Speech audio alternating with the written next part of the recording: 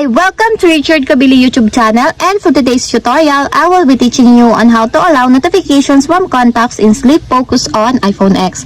But first, kindly subscribe to this channel and don't forget to hit the subscribe button and the bell to notify you for the new updates. And let's start. Using your iPhone X from your home screen, first go to Settings.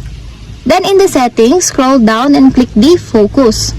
Then in the Focus, choose the Sleep.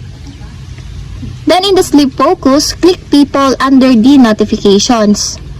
Then after that, in the notifications, you will see that the allow notifications from is disabled. Then all you have to do is click it to enable until there's a check mark on the side.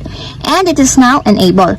And that's it. We have successfully allowed notifications from contacts in sleep focus on iPhone X. If you have a question, can you comment down below? Don't forget to hit the subscribe button and the bell to notify you for the new updates.